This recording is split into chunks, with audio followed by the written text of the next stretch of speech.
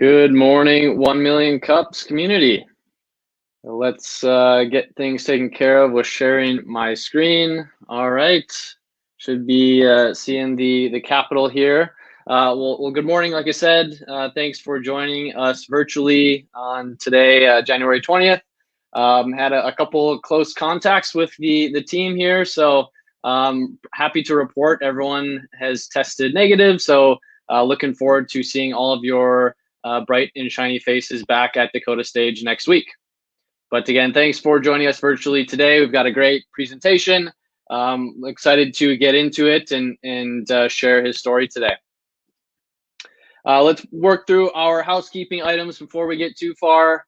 I don't believe we have a random act of art today, but thanks to our tech guy,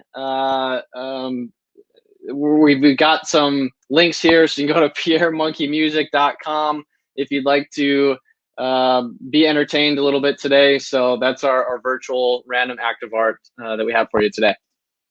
But I should back up and mention we're always looking for more random acts of art for 1 Million Cups. So if you know of anybody who's interested in being on stage, coming in, presenting their talents and sharing those with us on Wednesday mornings, please let them know about our program, and we'd love to have them on stage. All right, let's keep it going in here. So even though we are virtual today, we please ask you to still check in on your 1 Million Cups app.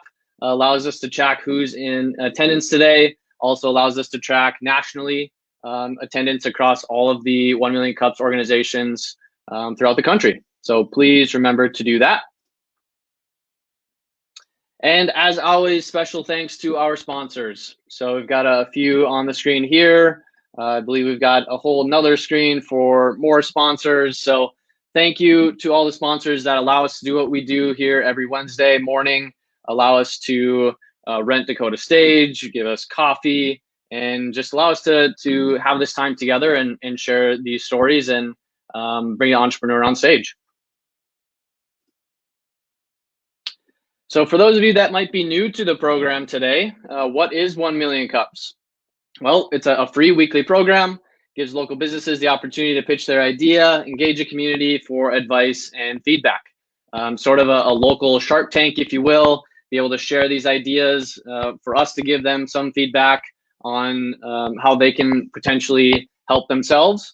And the whole idea of Co-Schedule is how can we change the face of our community by sharing 1 million cups of coffee with each other.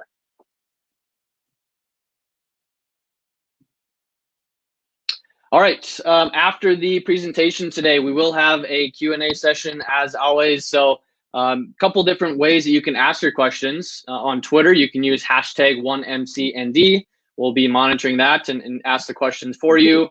Also, this is obviously live streaming on Facebook, so you can throw your questions in the comments there and we'll ask those questions for you as well. All right, first Wednesday of every month, we've started doing this live job board. So if you have any job openings at your own company, if you know any HR directors who are looking to hire people, please make them aware of this live job board. Great audience to get in front of and hopefully fill those positions. All right, before we get into community announcements, I forgot, I did look up some national days today. We always like to make that a part of 1 Million Cups. So there's a couple in addition to Inauguration Day, which I guess is a pretty big deal today.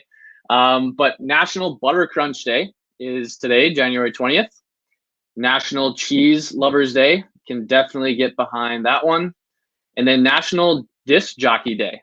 So a couple interesting ones there. If you know of any DJs, maybe reach out to them. They've probably been a little bit more lonely and not doing as many events lately. So maybe just lend out a DJ a helping hand if you know any. All right, with that, let's get into our community announcements. We do have Ben McDougal as a special guest today. He's with 1 Million Cups Midwest. And I'm going to skip a couple slides here to get to yours, Ben. But Ben, welcome. Good morning, Bismarck. Happy 1MC Wednesday, Peter. How are you this morning? How are you feeling? I'm doing well. Can't complain. How are you? I'm already caffeinated, pal. Look, the silver lining is our connected era. We can start in the East and go to the West when it comes to coffee on Wednesdays. Started in Des Moines and made my way up here. So the ability to teleport is now real, I suppose.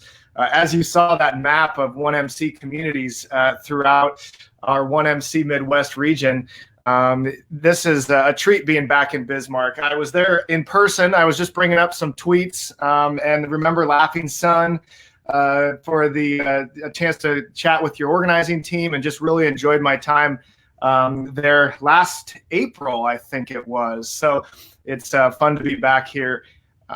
For those of you who are looking at this map and curious about what is going on here, hey, Danny, good to see you. I don't know, a past 1MC organizer over from Fargo. My role is to help support and connect all the different communities throughout our 12-state region. 1 Million Cups has about 150 communities nationwide, and so I have counterparts that are working in other regions doing similar work. But as this movement has grown, caffeinated by the Kauffman Foundation, there's just been some neat opportunities to help align the program and further kind of expand the impact 1 million Cups can make locally, statewide, but also regionally and throughout 1MC Nation. And so it's been a real treat seeing places like Bismarck leading the way, right? But also how Appleton is doing this, how Lincoln is going on, how Springfield and Columbus and all these different wonderful communities are using 1 Million Cups as a tool within this belt of entrepreneurial ecosystem activities that is really focused on educating and connecting, accelerating our entrepreneurs. I'll finish with an invitation. Of course, presenting in Bismarck is an opportunity that you should not pass up. However, knowing that we are still, a lot of people are meeting virtually, I have a list of 1MC communities that on a weekly basis are also meeting virtually. And if you're a company, if you're an entrepreneur who's building something that isn't location based and might like to learn from the feedback of others and creating some connectivity in a lot of these other communities, applying to present is super simple. And you can activate that in a couple of clicks to go present in New York or in Florida or Salt Lake City or any of these 12 states throughout the Midwest. So to contact your organizing team or hit me up directly if you'd like information on how to plug in to 1MC Midwest and 1MC Nation. But before I go, I just want to say cheers. I've enjoyed watching Bismarck from a distance throughout last year, and you guys are innovative. You put on a wonderful experience for your audience, and you are continuing to provide this safe space for entrepreneurs to really thrive and build as one. So cheers to 1MC Bismarck. Let's get loud on Twitter this morning.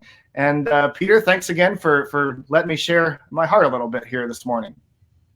Yeah, anytime, Ben.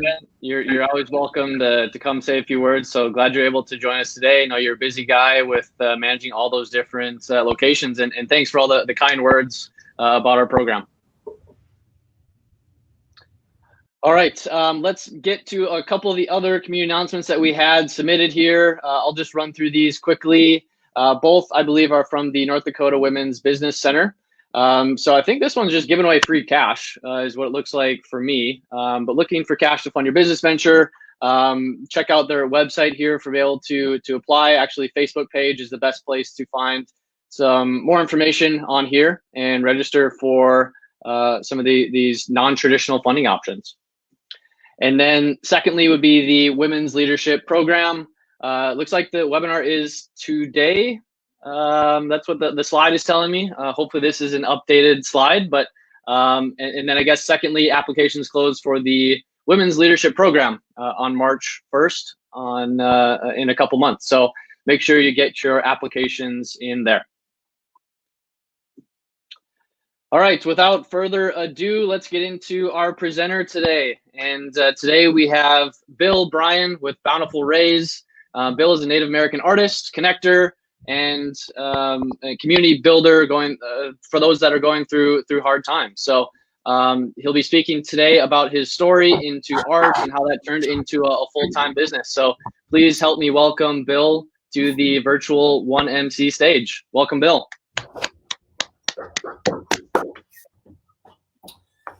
Hello. Thank you, everybody, for tuning in. It means quite a bit personally, and it also means a lot professionally. Wanted to thank 1 Million Cups first and foremost for allowing me to use this platform to present the company that I had started a few years ago. And I'll just go through the slideshow here and just use that as a rubric to focus my presentation. I tend to go off on tangents sometimes if I'm left to speak to my own thoughts and stuff just come out. But the company that I started is called Bountiful Reis. Reis comes from my wife's middle name was Ray. Her first name is Jerry. Middle name was Ray. So I just put an apostrophe S at the end and put the word bountiful there. And that was the name came pretty quickly in the beginning. So Bountiful Reis is the name of the company. And the simple motto that we have is hope through art. And that logo there with the heart, with the rays coming out, that was inspired by my wife, Jerry. I was working on an art piece and she's seen this little design that I made and she really loved it. And so I don't really remember what I did with the art piece. I think I just never used it again. And I just took the heart with the rays coming out of it and made that into our logo. So when you basically describing the logo is when you pray from the heart, good things come from us, good things come out and they spread out around us. So that's the meaning of the logo. And then one of the art pieces that I have in this first slide is this one's called Community. It just shows the meaning behind that piece is the strength of a community for me starts at the basic level, the level of the family. So that's what that piece entails. So I guess, where did Bountiful Reis come from? Bountiful Reis started basically, I guess, I'll go back to the beginning. My wife, Jerry, was diagnosed with breast cancer in late October of 2014. She beat the cancer, but it returned less than a year later. And knowing what she would have to go through again really broke my heart because the cancer, when it came back, spread. And it spread to the left side of her brain that controlled the motor functions on the right side of her body. So over time, she slowly began losing her ability to write, to use her right arm. And then as it progressed, she was unable to walk without difficulty. So the cancer slowly really affected her. And that really tore my heart in two. And so as a man, I wanted to fix her. I guess that's the nature of who a man is. We want to fix things. We want to make things right. And I know I couldn't fix her. I couldn't cure her. So all the energy that I had built up in me, it turned towards art. And I wanted to share what my wife was going through. So I turned to art, I guess. So I had a desire to do something to share my wife's story, but I didn't know what to do. So when I first initially started Bountiful Reis, I wanted to get other artists to draw some designs for me, and I'd put them on t-shirts and sweatshirts and whatnot. And I would share their artwork through clothing to share the story, of life in general, of the hardships and difficulties. But that wasn't the case. The idea for Bountiful Reis occurred around 2016 when Jerry's cancer had returned. And the reason for that, it took witnessing what Jerry had to endure and go through as her husband and caregiver. That unlocked something inside of me. There was an area in my heart that I never accessed before, I think. And just watching what she was going through, and she was the key to unlock that door. And after that door opened, everything just came out. It's like the floodgates were open. So I grew up around art. My dad's a famous North Dakota artist. He has some artwork around town here at the Capitol building and stuff. But I never took to art. I didn't have a desire to pursue it. So I didn't go to college for art. So I'm a self-taught artist. And my medium that I choose to use is digital art. And I create everything through my cell phone, actually, with a free art app. And so when I'm done creating, I'll save the art and I'll print it on canvas that I will go around to art shows and stuff and sell my artwork that way. And so that's pretty much the backstory. And I officially registered Bountiful Reis as a company and a business with the state of North Dakota on July 12, 2017 is when I got my certificate back from the state. That's embossed with the North Dakota seal, and it's all official like.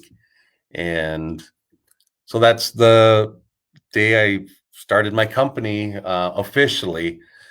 But what really inspires me as an artist is the memories that I share with Jerry and my own cultural heritage. I use a lot of symbolism, a lot of stories that I was told as a kid, or I incorporate that into my artwork. So I'm Lakota, Dakota, Chippewa, Métis, and French are my cultural background, and Jerry is Lakota and German.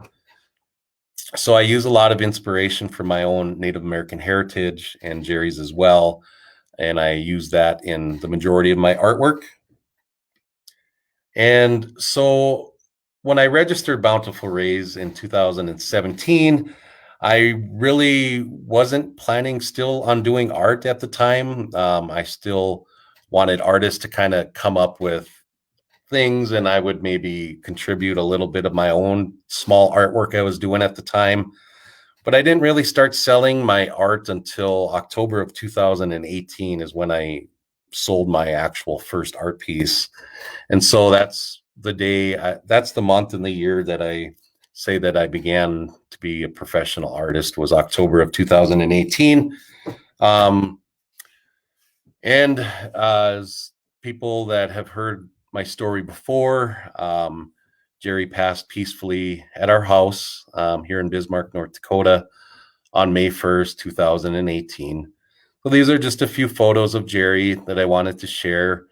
One on the bottom right of her at the hospital, one of the last few times, lovingly embracing our son, Lonnie. Just that photo, the expression on her face, the embrace speaks volumes. I can't use words to describe. When I look at the picture and then our wedding photo on the top right, and then, so that's my wife, Jerry. I haven't shared many photos publicly, or I have shared photos of her, but not on this scale. Especially that one with her in the hospital bed. That's the first time I've ever shared one with her in the hospital. So, and I wanted to share that just to show the true meaning of the reason behind my art. And here are a few of my art pieces that I do have. A portion of my art proceeds I donate to the Bismarck Cancer Center in honor of my wife, Jerry. The Bismarck Cancer Center takes every cent that's donated to them and they put it right back out into the community to help other families going through their cancer struggles, their cancer journey right now. and they help with a number of services: gas, food, lodging, other care services for people going through experiencing the effects of chemo and radiation, like physical therapy, massage therapy, and stuff like that. And so I want to give a shout out to the Bismarck Cancer Center, especially for the work they do here in the community and the surrounding towns around Bismarck, Mandan. I can't speak volumes enough of the people that work there. To them, it's not a job. To them, it's a way of life, and it shows in their work. So, and some of the benefits of the art that I have found in my own life personally, art allows me to express myself without using words. Sometimes I can't articulate the words, and so I just turn to art. That's kind of when I feel, well, I need to do something. I need to start a new piece or work on an existing piece that I may have stopped because I've lost the passion to keep creating on it or working on it. But art can help others, and art can bring healing. Art has been my therapy. It's allowed me to grieve. It's allowed me to cry. It's allowed me to heal. The wound is always going to be there from the loss of Jerry. It's never going to fully heal, but it helps close a little bit, but in the pain that I feel, I know it's still love, because with love, we need to take everything that comes with love, real love. There was many good times with Jerry. There was many happy times, but there's also been there was difficult times, struggles, suffering. And I know the pain that I still feel from losing her is still love. It comes from that place that I don't have much understanding about, but I know that faith allows me to know that it is still love. And here are a few of my other art pieces that I wanted to share in a few slides. And as you can see, a lot of it is Native American artwork that I have found inspiration from my own cultural background. I do cancer ribbon pieces in honor of my wife. These are 4 of the breast cancer awareness art pieces that I've done. And October is a big month for me. I really like to gear up and go out to other little businesses and set up.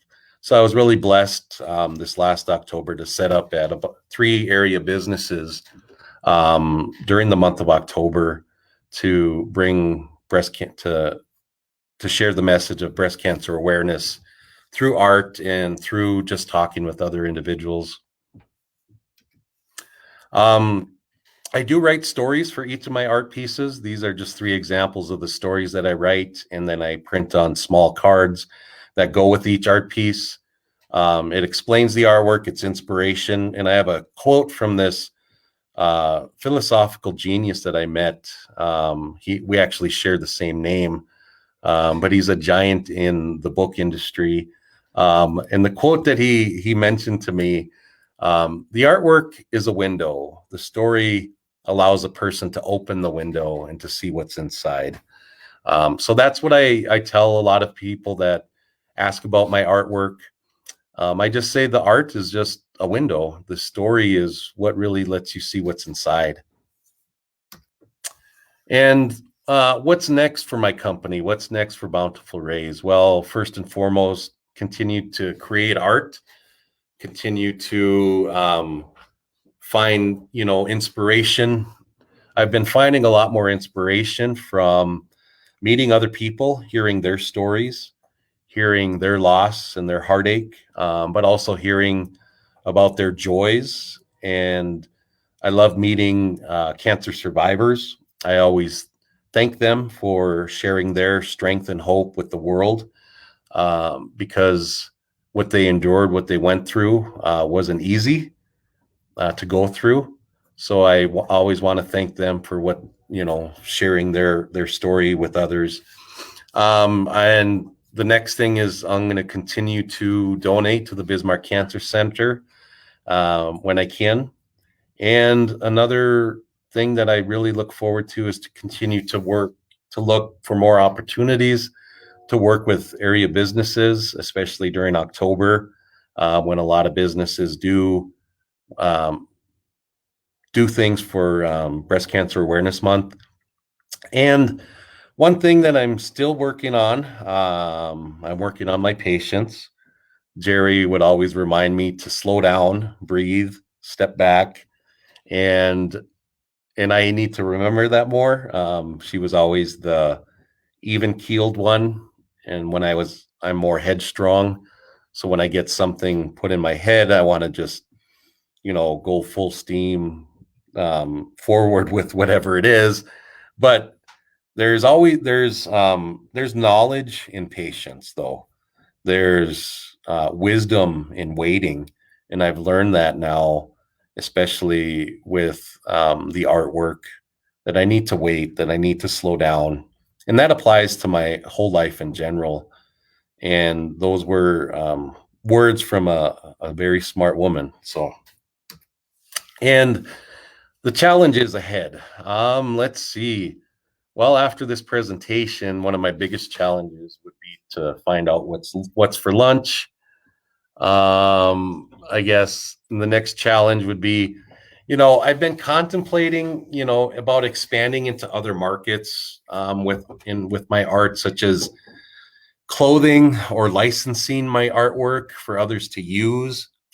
But I've been kind of a little apprehensive with that, because I don't want the stories and the artwork to get watered down, and I don't really know how to proceed in that realm. So I'm always open to advice. Another lesson that I learned from my wife was never say no. Always listen at least to what somebody is explaining or offering before you make your decision, because sometimes I don't know. There's a lot of things I don't know about business, marketing, bookkeeping, that stuff I'm not good at, but I know that there are people that are great at that stuff. And so reaching out, being more open to asking for help is one of the challenges that I see that's ahead for me. And my biggest challenge, I guess, or issue is to maintaining the message of hope that this company is founded upon. And, how do I keep that going? How do I keep the message strong, that it's not just about selling art, that it's not just about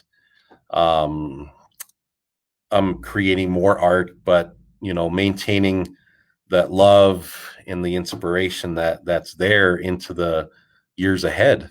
I'm a fairly new company still. I'm a single father. I have grandkids, children that I'm still caring for, and trying to run a business, create art, do advertising and stuff. It adds up, but that's the biggest challenge, is to not lose that focus of why I started the company in the first place. So thank you, everybody, for tuning in and listening. It means so much. All right, thanks, Bill. Let's everyone give him a round of applause, even if you're virtual. I can hear it if you listen closely. Woo! Yep, I can hear everyone clapping, and of course Kate as well. Awesome story, really inspiring. I mean, it's not easy to share something that's so close and near and dear to your heart. So thank you for sharing that with us today. With that, let's move on to the Q&A. If you have questions, again, a couple different options. You can either use hashtag 1MCND on Twitter. We'll grab those questions from Twitter, as well as in the comments section in the Facebook live stream. So looks like Tyler has one right off the bat, maybe a good place to start. Where can we find and buy Bountiful Reis works of art? Oh, I forgot to share one more slide. That was my social media pages, because I have a website, but you can't pay for the art through like an automated payment server thing through the website. Basically, my website says, please give me a call, because I want to get to know the person that wants to buy a piece of art. But basically, my website is mycompanyname.com, bountifulreis.com. is where I have all of my art, my stories, and the history behind the company.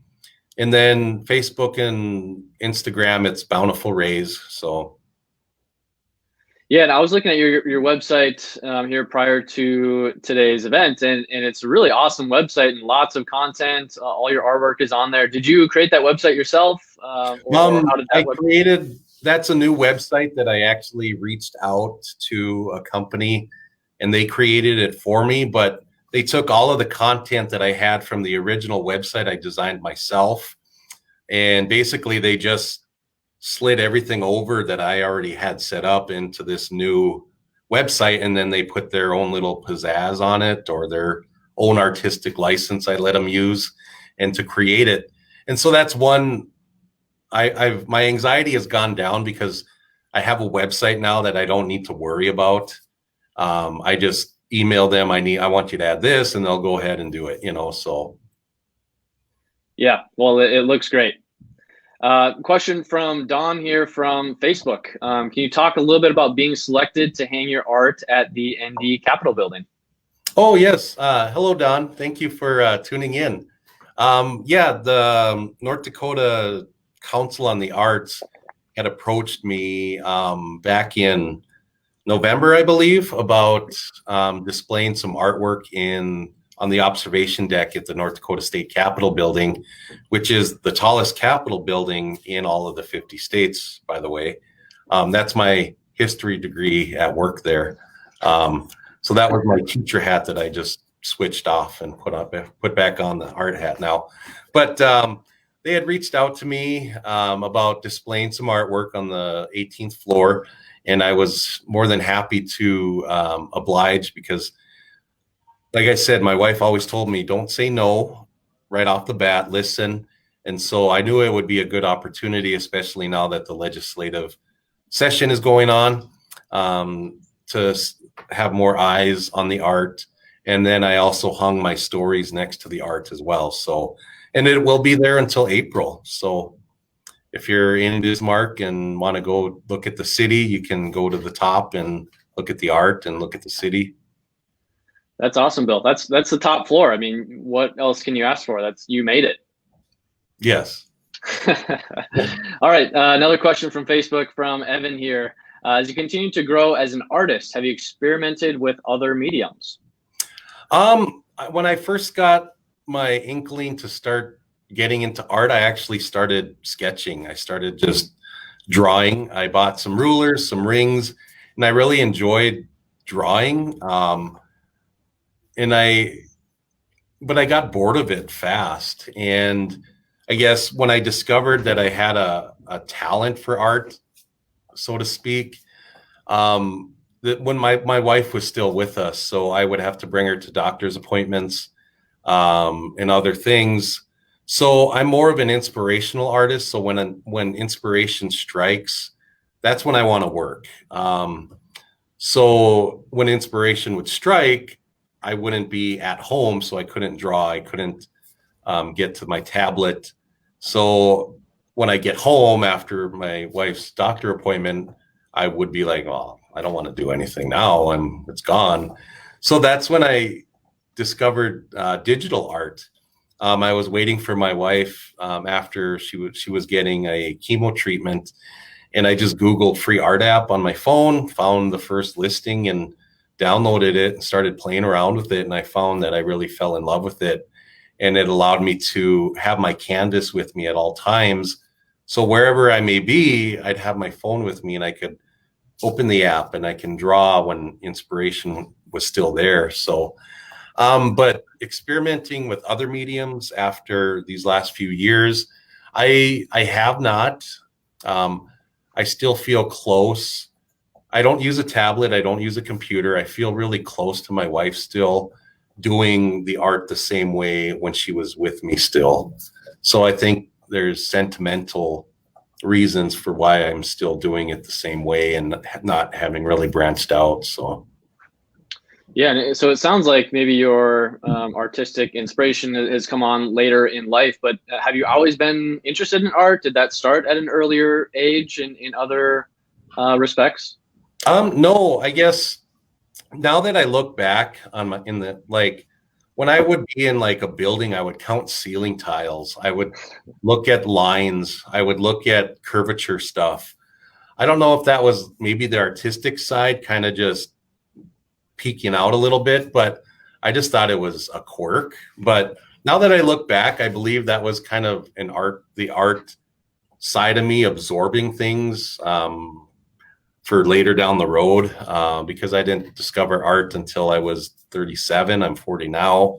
So a really late start. But no, I didn't really have a desire to do art. I love history.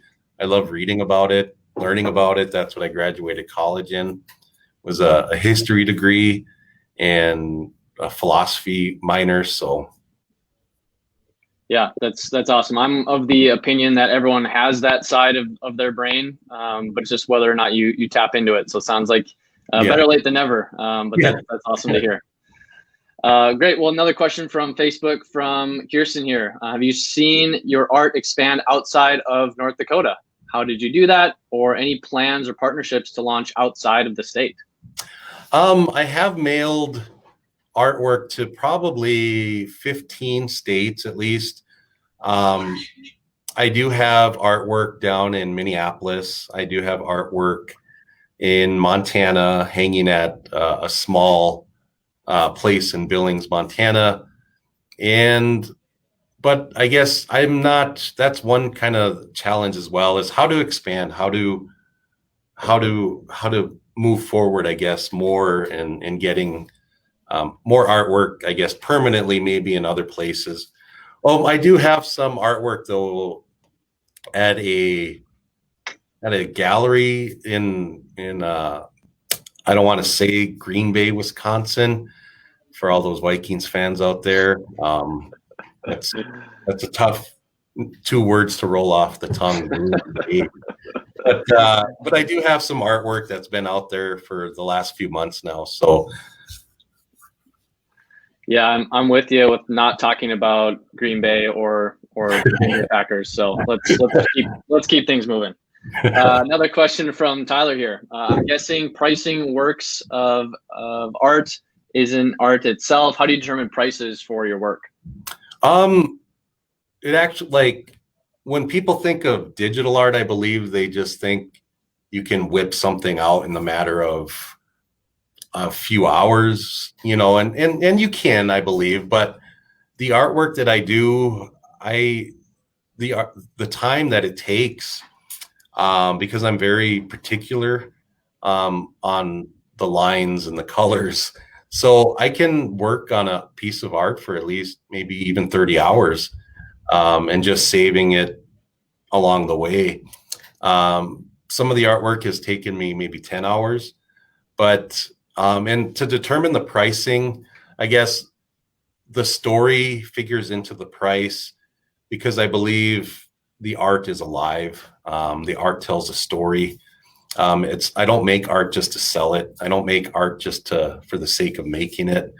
It all has been inspired. It all tells a story. And so that's what gravitates people to the artwork, is when we exchange our stories. If they've had a loss, I've had a loss, and we connect in that level. And then they look at the art and they can relate through the person they lost. And that's kind of like how I sell a lot of the artwork, is they connect with someone that they've loved, had a propensity for buffalo. And so they'll buy a buffalo piece with the story. And so it's like they're feeling their loved one through the artwork, just like I feel my love for my wife in creating the artwork. And so the prices are just all determined. And I only have 2 prices. I have 2 size art pieces and 2 prices. So. Gotcha.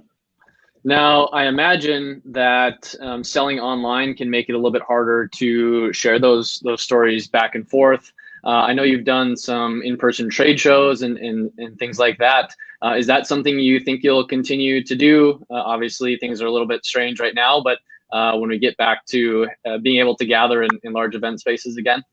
Yeah, I really love being out there. I've been able to make a greater online presence, but that doesn't fill the void that I feel and that I need by meeting other people, meeting familiar faces.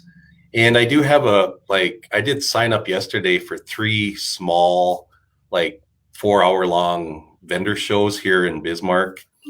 One will happen next month in February, and then there's 2 that I signed up for in March, but they're just really small. They're not big, large events, multi-day events. I'm not sure when those will start, but I do love being in person, just to meet other people and to hear their stories and to connect. That's what I miss the most. Right. All right, another question from Janya. So tell us a little bit more about those inspirational moments. Can you give us an example of one of the stories behind one of your pieces? Oh, wow. I have 50 art pieces that are available on my website. Tyler just handed me some story cards that I was able to give to him a while back. Let's see. Well, the one that I'll talk about, this one is called Vision. This piece I actually created about a month after Jerry passed. When she passed away, May 1st of 18, there was a few weeks where I was just kind of floating. I was lost, of course, as most people are after losing somebody. And then my granddaughter was actually born May 19th. Just 18 days after their grandmother passed away. So I went to see my daughter at the hospital, and then I held this little bundle of joy in my arms, and that gave me a renewed vision. That gave me a renewed sense of hope, knowing that their grandmother was a part of this little child, because of our daughter and now our granddaughter. And now she's 2.5. She's a little terror. She likes to terrorize grandpa, but I wouldn't trade those little moments for anything, though. And then I have a little grandson who's about the same age as well. He was born July 28th, just 2 months or 3 months after his grandmother passed. So became a grandfather to 2 beautiful babies. Relatively short. And the eagle has some of the keenest eyesight in all of nature. And so the eagle is very sacred to us in our native culture. So that's the reason behind this piece, and then the story and the inspiration. So thank you, Jada, for the question. Yeah, that's really cool.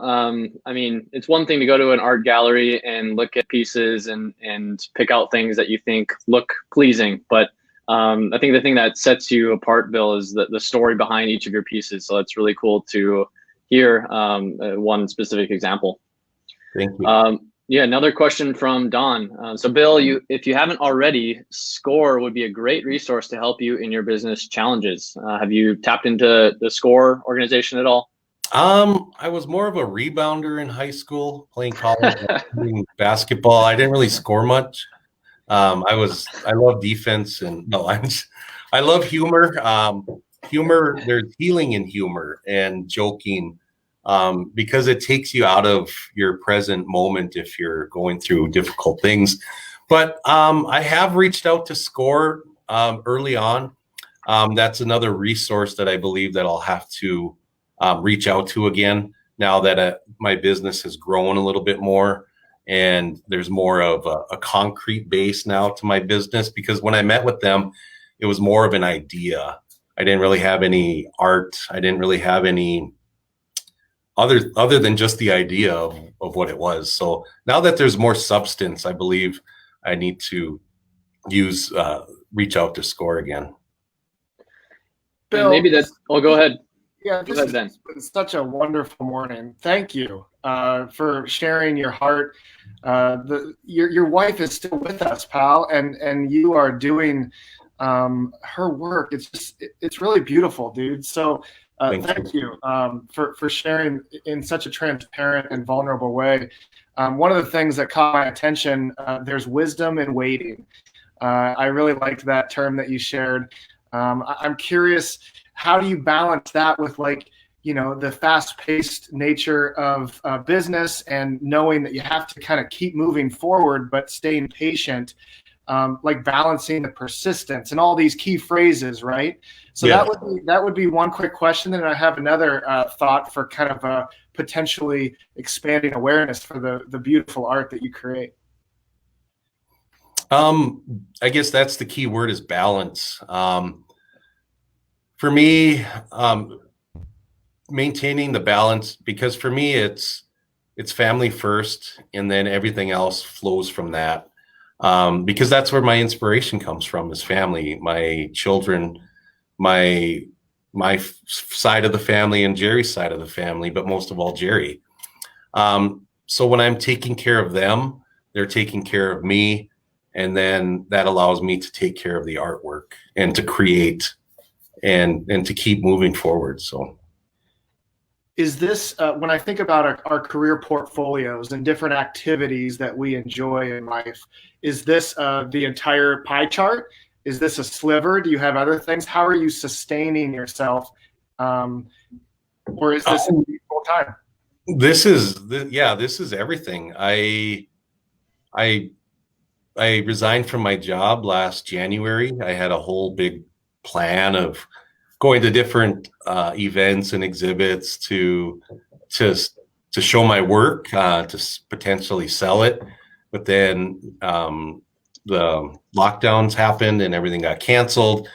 But then I was able to kind of step back and make an online presence and still sustain sales, still sustain my livelihood as a full-time artist. And some months have been difficult, but I guess there was wisdom in waiting, because I want to just wake up one morning and have an order for 100 art pieces. But in reality, will that happen? Probably not. So the wisdom in waiting for the right time is still there for me. So I've been able to, make it through everything that's gone on nationally and in the world by the grace of people that have seen my artwork. So while the in-person activities, will allow you to share those stories in a super, neat way, knowing that we are, a lot of us, online, I'm curious if there are other communities that you might be able to present in. Of course, I think 1 million cups, but maybe there's a Native American group, where you can participate without the cost of travel and continue to kind of build that awareness of true fans. Yeah, that's a good point. I really loved the beginning part of this 1 million cups today. I never thought of doing this again, but from Bismarck, but doing it in another community. So I'm definitely going to apply to other communities and to do the virtual thing again. That's really excited me because I never thought of that. And I guess the other groups, another beautiful thing that's come out of this is I've been able to teach online art classes just like this with Native communities in Minnesota. And that's been a really awesome experience. Awesome. Another question from Evan here from Facebook. So do you limit the number of prints produced from each piece? Oh yeah, I do. Each piece is signed, numbered, and dated. The series run I do for each piece is 500. So once 500 is reached, that piece will no longer be sold or printed. So because you just don't want an endless amount of prints running out there, and then there's no value to the art, like monetary value versus like the emotional value. So yes, there are print runs. So gotcha. Peter, Peter, we've got a question. Yeah, I don't think that's a question. I just put up here so you'd read it, but I noticed that you avoided it, so I'll Thanks for bringing it back up. But yeah, I purposely just kind of scanned over that when I saw that earlier. But thanks, Kate. No problem. I have a question for Bill. You've been coming to 1 Million Cups a lot. That's how I knew you, and I saw, we're Facebook friends and things like that. But what has coming to 1 Million Cups done for your business, or has it done anything? What's it been like to be there on Wednesday mornings or be there virtually? Well, I drag myself to those 1 Million Cups in person usually. I don't really look forward to going to them, but I suppose I have to. No, that is a total joke. I love seeing everyone smiling. I love engaging with other entrepreneurs and like-minded individuals, thinking large, thinking bigger, because that's what I dream. We're dreamers. We dream of making our communities more beautiful or better in whatever we're selling or whatever we're doing. I have big dreams for Bountiful Reis, but 1 Million Cups, I've been able to meet people. I've made connections.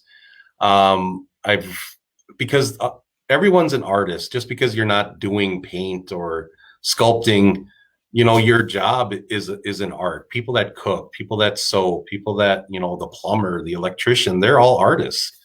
And art is all around us, no matter what we do. So, but yeah, 1 Million Cups is awesome. I wonder if the ability to connect with those fellow business owners might be another channel to use your art, maybe for that book cover art, that logo design, helping some other business owners with their artistic needs. Has that been an area of interest for you? Oh yeah, I've done some logos. I've done some commission pieces. So I have done a lot of different work aside from the work that I sell on my website. And that, yeah, I do logos. I do memorial pieces in Native culture. Well, it's in our Native communities. Sometimes we get shirts made or little posters, and it's art that we use to express ourselves in our culture. And so I do a lot of memorial pieces, whatever it may be, whatever the customer or guest would want in their piece of art. And so I've done quite a bit of that work too. Yeah, that's awesome, Bill. And you maybe have answered this a little bit previously with some of the questions we've asked, but we always like to ask the last same question here at 1 Million Cups, and that is, how can our 1 Million Cups Bismarck Mandan community help you and support your business and your goals? The 1MCND community, keep doing what you're doing, because I love to share other businesses on my social media pages to help me to succeed. Just, I guess, if you see a post with some of my artwork, share it, recommend me to friends or family or people that are looking to, decorate their home with meaningful art. Things that just any little thing helps. And I guess that's kind of what the community is here for, is we help one another. Yep, couldn't have said it any better myself, Bill. Well, thank you again for joining us today and sharing your story. As I mentioned before, it's surely inspiring, and just being able to open up your heart and tell us the reasoning behind your company is really cool. So let's give everyone give Bill another virtual round of applause. If you listen closely again, Bill, you'll definitely be able to hear it. Yep, there. Yep. Okay. Yep. Got it. Well, yeah, thanks again for joining us today. And thank you all for those of you who joined us virtually. As mentioned, our goal for next week is to be back at Dakota Stage. But as always, just watch for the newsletter, watch for announcements on social media to make sure that is the case. I believe we have somebody coming to talk about PPP loans and for small businesses. So please refer us on Facebook, share our recording from today's session, and I always hope to see you on Wednesday mornings at Dakota Stage. Have a good rest of your Wednesday.